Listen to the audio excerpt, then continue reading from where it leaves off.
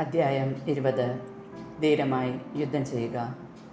നീ യുദ്ധത്തിന് പുറപ്പെടുമ്പോൾ ശത്രുവിന് നിന്നേക്കാൾ കൂടുതൽ കുതിരകളും രഥങ്ങളും സൈന്യങ്ങളുമുണ്ടെന്ന് കണ്ടാലും ഭയപ്പെടരുത്. എന്തെന്നാൽ നിന്നെ ഈജിപ്തിൽ നിന്ന് കൊണ്ടുവന്ന നിന്റെ ദൈവമായ കർത്താവ് നിന്നോട് കൂടെയുണ്ട്. യുദ്ധം തുടങ്ങാറാവുമ്പോൾ പുരോഹിതൻ മുന്നോട്ട് വന്ന് ജനത്തോട് സംസാരിക്കണം. അവനിപ്രകാരം പറയട്ടെ: ഇസ്രായേലേ, കേൾക്കുക. ശത്രുക്കൾക്കെതിരായി നിങ്ങൾ യുദ്ധത്തിനിറങ്ങുകയാണ്. ദുർബല ഹൃദയരാകരുത്. അവരുടെ മുൻപിൽ ഭയപ്പെടുകയോ പരിഭ്രമിക്കുകയോ അരുത്. നിങ്ങളുടെ ദൈവമായ കർത്താവാണ് നിങ്ങളുടെ കൂടെ വന്ന് ശത്രുക്കൾക്കെതിരായി യുദ്ധം ചെയ്ത് വിജയം നേടിത്തരുന്നത്.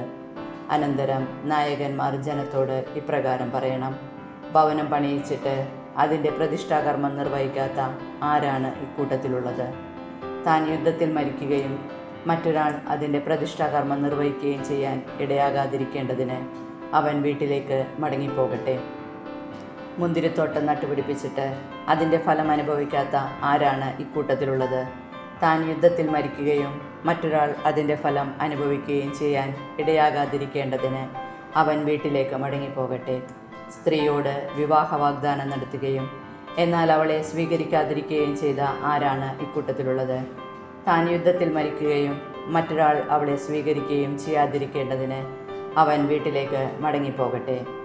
നായകന്മാർ തുടർന്ന് പറയണം: ദുർബല ഹൃദയനും ഭീരുവുമായ ആരാണ് ഇക്കൂട്ടത്തിലുള്ളത്? അവൻ്റെ സഹോദരന്മാരാരും അവനെപ്പോലെ ചഞ്ചലചിത്തരാകാതിരിക്കേണ്ടതിന് അവൻ വീട്ടിലേക്ക് മടങ്ങിപ്പോകട്ടെ. നായകന്മാർ ജനത്തോട് സംസാരിച്ചു കഴിയുമ്പോൾ ജനത്തെ നയിക്കുന്നതിനായി പടത്തലവന്മാരെ നിയമിക്കണം. യുദ്ധത്തിനായി നിങ്ങൾ ഒരു നഗരത്തെ സമീപിക്കുമ്പോൾ സമാധാന സന്ധിക്കുള്ള അവസരം നൽകണം.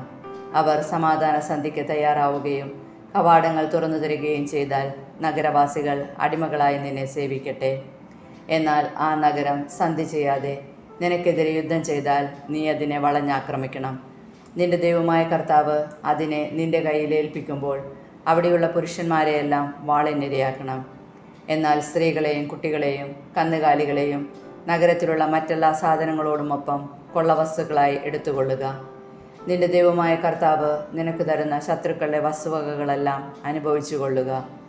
ഈ ദേശക്കാരുടേതല്ലാത്ത വിദൂരസ്ഥമായ പട്ടണങ്ങളോട് നീ ഇപ്രകാരമാണ് പ്രവർത്തിക്കേണ്ടത്.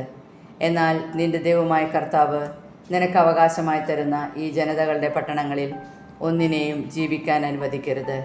നിന്റെ ദൈവമായ കർത്താവ് കൽപ്പിച്ചിട്ടുള്ളതുപോലെ ഹിത്യർ, അമോര്യർ, കാനാന്യർ, പെരീസ്യർ, ഹിവ്യർ, ജബൂസിയർ എന്നിവരെ നിശേഷം നശിപ്പിക്കണം. അവർ തങ്ങളുടെ ദേവന്മാരുടെ മുൻപിൽ ചെയ്യുന്ന മ്ലേച്ഛതകൾ നിങ്ങളെ പഠിപ്പിക്കാതിരിക്കാനും അങ്ങനെ നിങ്ങളുടെ ദൈവമായ കർത്താവിനെതിരായി നിങ്ങൾ പാപം ചെയ്യാതിരിക്കാനുമാണ് ഇപ്രകാരം നിർദ്ദേശിച്ചിട്ടുള്ളത്. ഒരു നഗരത്തോട് യുദ്ധം ചെയ്ത് അത് പിടിച്ചെടുക്കാനായി വളരെ കാലം അതിനെ ഉപരോധിക്കേണ്ടി വരുമ്പോൾ അതിലെ വൃക്ഷങ്ങളിലൊന്നും കോടാലി കൊണ്ട് വെട്ടി നശിപ്പിക്കരുത്.